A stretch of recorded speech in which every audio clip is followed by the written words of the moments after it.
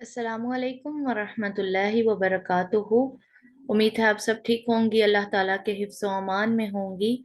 Rabbi श्रह ली सदरी वयस्सिर ली अमरी वहलुल उक़दतम मिन लिसानी यफ़क़हू क़ौली। Rabbi ज़िदनी इल्मा। अल्लाहुम्मा फ़क़्क़िहना फ़िद्दीन आमीन। अल्लाहुम्मा सल्लि व सल्लिम अला नबिय्यिना मुहम्मद व अला आलि मुहम्मद। हमारे पास वर्स नंबर 19 है सूरह यूसुफ की। एक बहुत अहम मोड़ आ गया है अब सूरह यूसुफ में, और अल्लाह ताला हमें बता रहे हैं कि अब क्या होने जा रहा है यूसुफ अलैहिस्सलाम के साथ। उनको भाई कुएं में डाल गए हैं और बाप को जाकर कह दिया है, झूठा खून दिखा दिया है कि ये खून यूसुफ अलैहिस्सलाम को भेड़िए ने खाया है, और जो कमीज है वो सही सलामत है। और बाप के पास जाकर वो बच्चे झूठ बोल रहे हैं। आयत नंबर 13 में आयत नंबर 19 से हमने अब स्टार्ट करना है इंशाल्लाह। अल्लाह ताला हमें क्या बता रहे हैं इस आयत में। अल्लाह ताला कहते हैं वजाअत, और आया, सय्यारतुन, राह चलता काफिला। अगर हम देखें तो सयारे चलते हैं, और ये सयारा चलने वाला काफिला। फअरसलू, तो उन्होंने भेजा, वारिदहुम, अपना पानी लाने वाला, फअदला, चुनाचा लटकाया उसने, दलवाह, डोल अपना, कौला, उसने कहा, या बुशरा, मुबारक हो, हाजा, ये, गुलाम, एक लड़का है, वह असर रूहू, और उन्होंने छुपा रखा उसे, बिदौअह, माले तिजारत बनाकर, वल्लाहु, हालांकि अल्लाह ताला, अलीमुन, सब कुछ जानने वाला है, बीमा, उसको जो, यामालून, वो अमल कर रहे थे। यहाँ पर अल्लाह ताला यामालून में हमें बताते हैं कि वो क्या अमल कर रहे थे। यामालून का आप रूट देखें तो आइन मीम लाम से है, अमल से। बुशरा में खुशखबरी, जो हमारा उर्दू का वर्ड है उसका भी सेम रूट है। बिशारत देना, बाशीन रा, बिशारत होती है खुशखबरी सुनाना। अलीम अल्लाह ताला का नाम है, सब कुछ जानने वाला, इल्म रखने वाला। बरादरान यूसुफ ने यूसुफ अलैहिस्सलाम को बेच दिया। कैसे बेच दिया? अल्लाह ताला बताते हैं कि सैयदना यूसुफ अलैहिस्सलाम की कनान से रवानगी के लिए अल्लाह ताला की तकदीर के मुताबिक खुफिया तदबीर अमल में आई। अल्लाह ताला ने एक तदबीर की है। अब एक तदबीर भाइयों ने की थी कि यूसुफ अलैहिस्सलाम को कुएं में डाल दिया था। अब एक तदबीर अल्लाह ताला करेंगे। भाइयों ने जब डोर काटी थी, रस्सी काटी थी, तो उन्होंने जिंदगी की डोर समझ के काट दी थी कि अब तो यूसुफ का किस्सा खत्म हो गया है। कौन जानता था उस वक्त के एक बाप के जिगर का टुकड़ा कट रहा है और दूसरी तरफ उसी का दाम लग रहा है। लोग आएंगे, देखेंगे, निकालेंगे, खरीदेंगे, बेचेंगे, और यूसुफ अलैहिस्सलाम को थोड़ी कीमत में भी बेचा जाएगा। किसी ने ये नहीं सोचा था। कोई बाप अपनी औलाद के लिए ऐसा कभी नहीं सोचता। अल्लाह ताला कहते हैं कि भाइयों ने कुएं की तारीकी में बेयारो मददगार छोड़ दिया, तो 3 दिन बाद एक काफिला उधर से गुजरा। 3 दिन यूसुफ अलैहिस्सलाम ने कुएं में कैसे गुजारे होंगे, किस तरह यूसुफ अलैहिस्सलाम को वालिदैन की याद आई होगी, बहन भाई याद आए होंगे, यूसुफ अलैहिस्सलाम को अपने बाप की शफकत मोहब्बत कितनी याद आई होगी। उस मौका पर यूसुफ अलैहिस्सलाम ने क्या अमल किया होगा, किस तरह वो एज अ चाइल्ड वहां पर रहे होंगे। एक तिजारती काफिला जो मदियन से मिस्र जा रहा था, उसका गुजर कुएं के पास से हुआ। तो उन्होंने क्या किया, अपना पानी लाने वाला भेजा, एक पानी लाने वाला आदमी भेजा, जिसको कहा कि जाके वो कुएं से पानी लेकर आएगा। काफले वालों को पानी की जरूरत पड़ी, तो पानी की तलाश के लिए उन्होंने जो लोग भेजे, उन्होंने फिर आकर अपना डोल लटकाया। तो सैयदना यूसुफ अलैहिस्सलाम ने अल्लाह ताला के हुक्म से डोल की रस्सी को मजबूती से पकड़ लिया और बाहर आ गए। और फिर उसने क्या कहा, जो पानी लेने आए थे उन्होंने देखकर कहा, सैयदना यूसुफ को देखकर खुशी के मारे कहने लगा, ये तो कीमती गुलाम है। कौला या बुशरा हाजा गुलाम, ये तो एक लड़का है। लड़कों को ना वो ऐसा गुलाम अगर उनको कोई मिल जाता है राह चलता, तो वो उसको गुलाम बना लेंगे, अच्छे से उसके साथ रहेंगे। तो ये अल्लाह ताला बता रहे हैं یہ بات واضح ہے کہ آزمائشیں اللہ کے بندوں پر آتی ہیں. باپ بھی نبی ہے، بیٹا بھی مستقبل کا نبی ہے، اور کیسی آزمائش ہے کہ اب ایک قافلہ چل رہا ہے، وہ رکے ہیں، انہوں نے نکالا ہے اور وہ کہہ رہے ہیں کہ یہ تو غلام ہے. اور آپ دیکھیں، امیجن کریں کہ اللہ کے نبی ہیں وہ، اور ان کے بارے میں کوئی ایسے کہہ رہا ہے کہ ہمیں ایک غلام مل گیا، ایک لڑکا مل گیا بڑا خوبصورت سا. قافلے والوں کی خوشی ان کی جگہ ٹھیک ہے کہ وہ ان کو غلام ہی سمجھیں گے ابھی، اور انہوں نے تجارت کا مال بنا کر اسے چھپا رکھا. پھر یوسف علیہ السلام کو قیمتی مال تجارت کی طرح چھپا دیا. ایک تو ان کو قیمتی سمجھنے کی وجہ کہ ان کا لڑکا ہونا، سیکنڈلی ریزن یہ تھا کہ یوسف علیہ السلام بہت خوبصورت تھے، اور دوسرے لوگوں پر بھی انہوں نے یہ بات ظاہر نہیں کی کہ ان کو کیا ملا ہے. انہیں یہی کہا کہ قریب رہنے والوں سے خریدار. لوگوں نے، جنہوں نے نکالا اور جن کو مل گئے نا یوسف علیہ السلام، انہوں نے ارد گرد کہنا شروع کر دیا کہ ہم نے ارد گرد جو لوگ ہیں نا ان سے لیا ہے. اور اللہ تعالیٰ اس آیت کے لاسٹ میں کہہ رہے ہیں، اس میں اللہ تعالیٰ نے ایک شدید دھمکی دی ہے لوگوں کو. اللہ تعالیٰ کہتے ہیں کہ اللہ تعالیٰ سب کچھ جاننے والا ہے جو وہ عمل کرتے ہیں. جو کچھ انہوں نے کیا ہے اللہ تعالیٰ اسے جانتے ہیں. الحمدللہ. ہم نیکسٹ آیت دیکھیں گے، رکوع کی لاسٹ آیت ہے جس میں اللہ تعالیٰ کہتے ہیں وَشَرَوْهُ، اور انہوں نے بیچ دیا اسے، بِثَمَنٍ، قیمت میں، بخسن، چند، دراہیم، درہموں کے، معدودہ، گنے ہوئے، وَكَانُوا، اور تھے وہ، فیہ، اس سے، من الزاہدین، رغبت نہ رکھنے والوں میں سے. اللہ تعالیٰ کہتے ہیں کہ انہوں نے تھوڑی سی قیمت میں یوسف علیہ السلام کو بیچ دیا.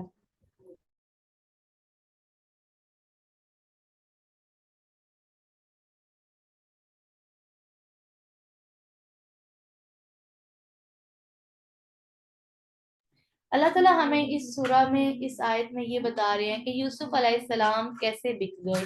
یہ اللہ تعالیٰ کی خفیہ تدبیر تھی. چند گنے ہوئے درہموں میں، چند بالکل تھوڑے سے درہم کے عوض یوسف علیہ السلام کو انہوں نے بیچ دیا. ان کا مقصد یوسف علیہ السلام کو باپ سے جدا کرنا تھا، اس لیے وہ چاہتے تھے کہ کسی طرح اسے غائب کر دے. دراصل ان کا مقصد یوسف علیہ السلام کی قیمت حاصل کرنا نہیں تھا. انہوں نے بالکل تھوڑی سی قیمت لے لی، کیونکہ ان کے لیے یوسف علیہ السلام میٹر ہی نہیں کرتے تھے، وہ جانتے ہی نہیں تھے. انہوں نے تو بس مقصد دور کرنا تھا نا، اس لیے وہ اس لین دین سے بھی بیزار ہو رہے تھے، اور انہوں نے تھوڑی سی قیمت میں بس یوسف علیہ السلام کو بیچ دیا. اللہ تعالیٰ ہمیں اس رکوع میں بتاتے ہیں کس طرح بھائی یعقوب علیہ السلام سے یوسف علیہ السلام کو لے کر گئے، اور پھر جا کر انہوں نے پہلے کنویں میں ڈال دیا، رسی کاٹ دی کہ یوسف باہر نہ آ جائیں، ان کی زندگی میں دوبارہ نہ آ جائیں. اور پھر کیا کیا کہ جب لوگ ان کو دیکھ لیا، لوگوں کو مل گئے وہ، اور پھر انہوں نے کیا کیا، یوسف علیہ السلام کو بیچنے کی کوشش کی، اور یوسف علیہ السلام کو تھوڑی قیمت میں بیچ دیا.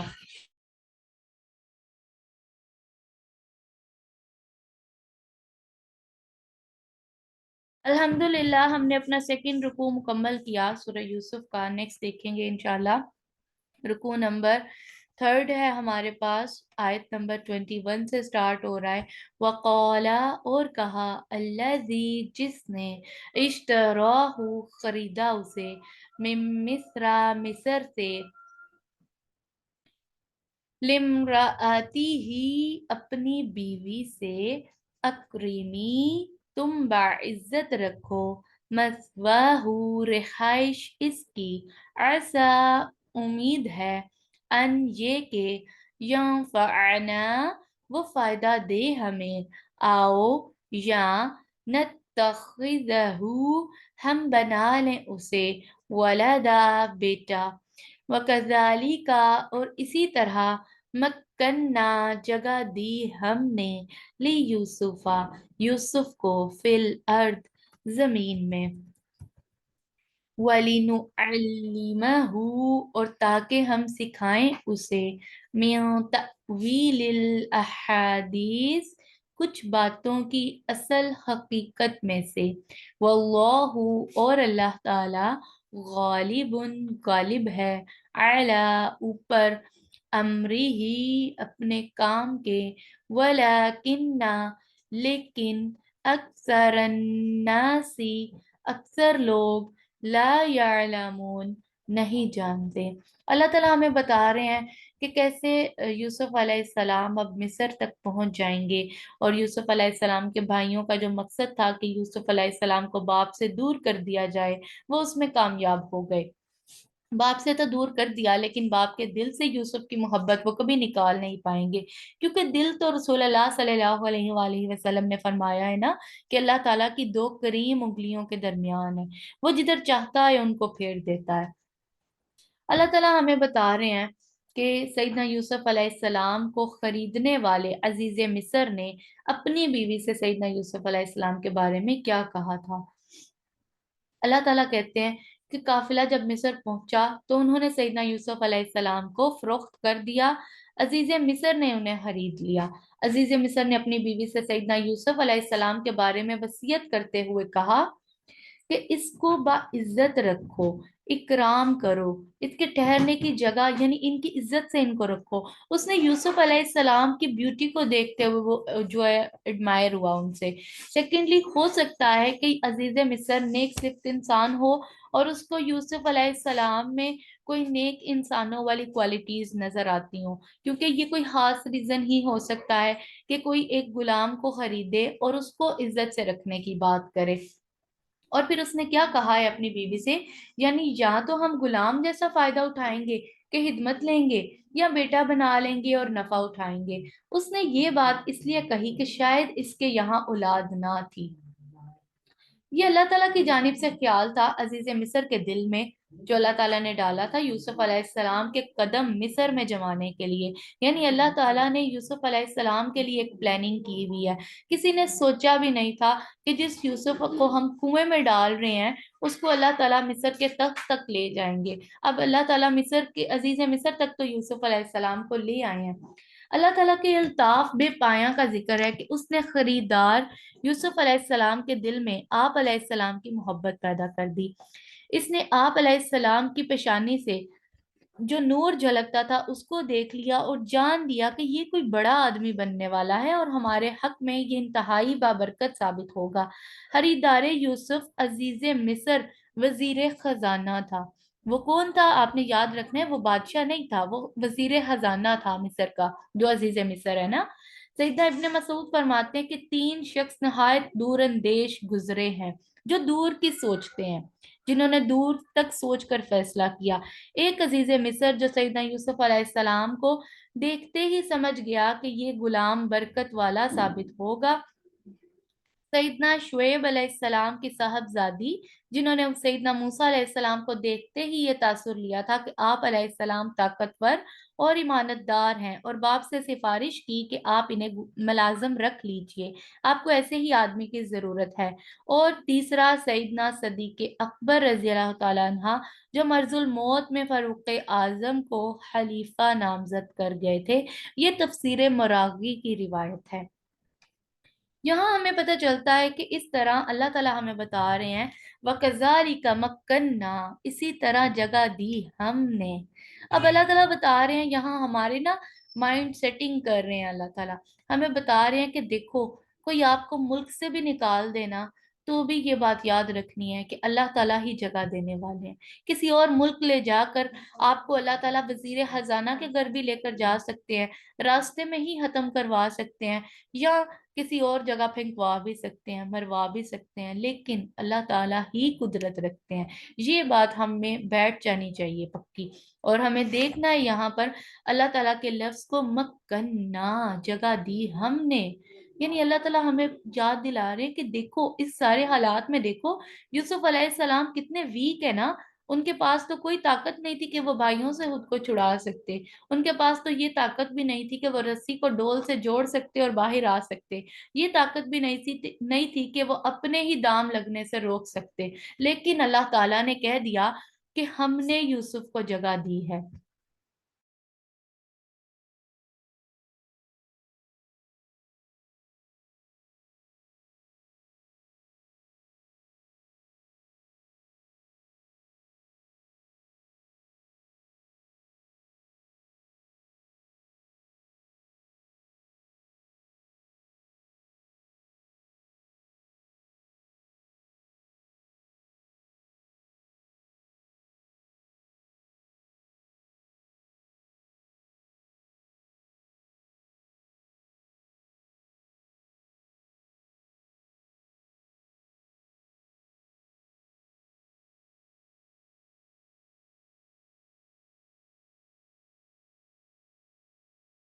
اللہ تعالیٰ ہمیں بتا رہے ہیں کہ یوسف علیہ السلام کو جگہ دینے والی صرف رب کی ذات تھی، اور اللہ تعالیٰ بتا رہے ہیں کہ اللہ تعالیٰ نے یوسف کو کہاں جگہ دی ہے، اس زمین میں، یعنی ایک ملک سے اللہ تعالیٰ یوسف علیہ السلام کو دوسرے ملک میں لے گئے ہیں۔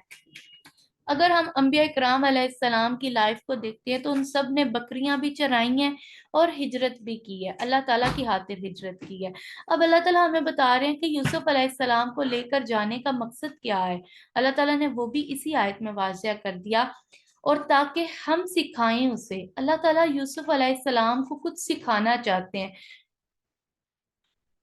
کیا سکھانا چاہتے ہیں اللہ تعالیٰ یوسف علیہ السلام کو؟ وہ بھی اللہ تعالیٰ اسی آیت میں بتا رہے ہیں، کچھ باتوں کی اصل حقیقت۔ اگر ہم آیت کے پہلے پارٹ کو دیکھتے ہیں نا، جس میں اللہ تعالیٰ کہہ رہے ہیں کہ ہم نے یوسف کو جگہ دی، سیدنا یوسف علیہ السلام کے خریدار کے دل اور ان کے خاندان میں ان کے لیے جگہ بنائی اللہ تعالیٰ نے۔ یوسف علیہ السلام کے لیے معاملہ فہمی کے مواقع فراہم کیے گئے۔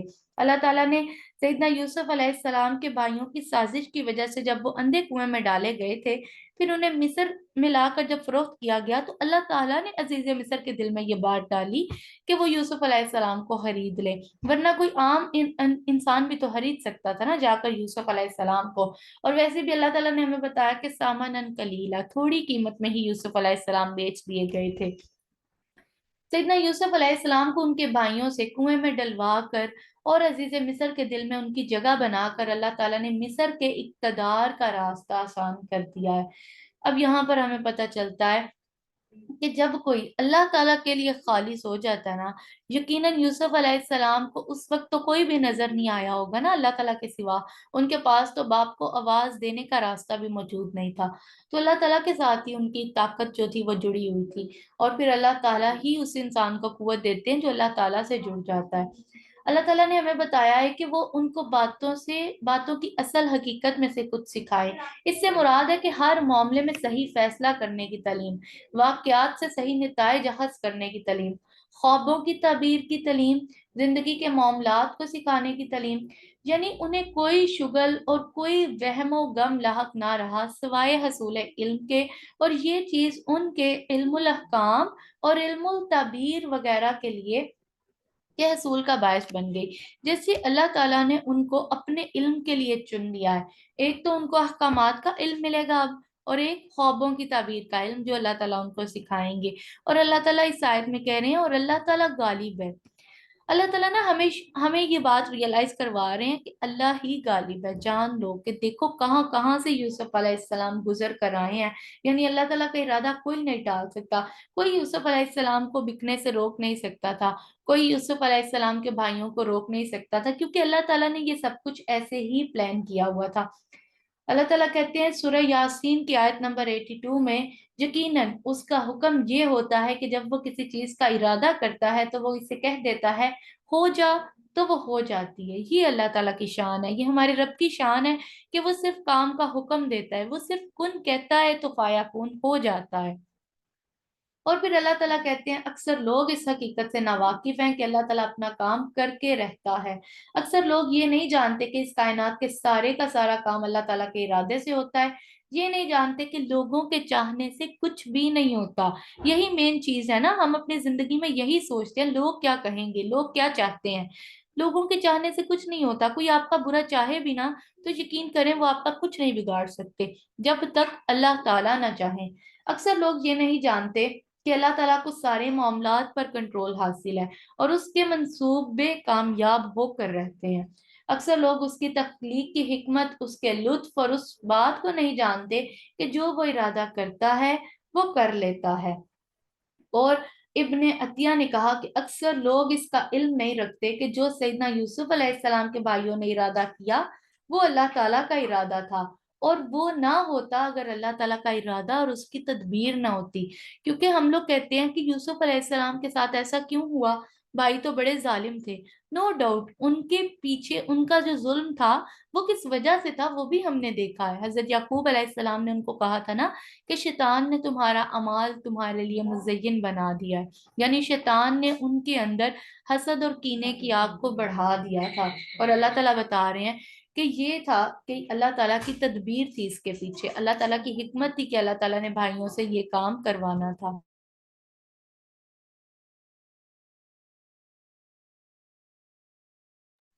अल्लाह ताला ने इस आयत में इल्म की तारीफ भी किया है और जहालत की मजम्मत भी की है। जहां तक पहले का ताल्लुक है तो अल्लाह ताला ने एहसान के मुकाम पर इल्म का जिक्र किया, जैसा कि उसने फरमाया वलिनुअल्लिमहु, और ताकि हम उसे सिखाएं। और जहां तक दूसरे का ताल्लुक है तो फरमाया वलाकिन्न अक्सरन्नासि ला यअलमून, लेकिन अक्सर लोग जानते नहीं हैं। और इल्म उसी की तरफ से है जिसको वो नहीं जानते। ये मजम्मत है। और इल्म दो तरह का है, एक इल्म शरीयत है और इल्म हकीकत, और हर एक की अपने मुकाम पर फजीलत है। तो इस आयत में हमें पता चलता है कि इल्म कितना जरूरी है। अल्लाह ताला की किताब का इल्म हासिल करना, अल्लाह ताला के अहकामात का इल्म हासिल करना, शरीयत का इल्म हासिल करना हर इंसान के लिए बहुत जरूरी है। अल्हम्दुलिल्लाह हमने वर्स नंबर 20 को देखा। वर्स नंबर 21 हमने कंप्लीट की, 22 स्टार्ट करते हैं। वलम्मा, और जब, बलगा, पहुंचा, अशुद्धहू, पुख्ता उम्री को, आतैनाहू, अता की हमने उसे,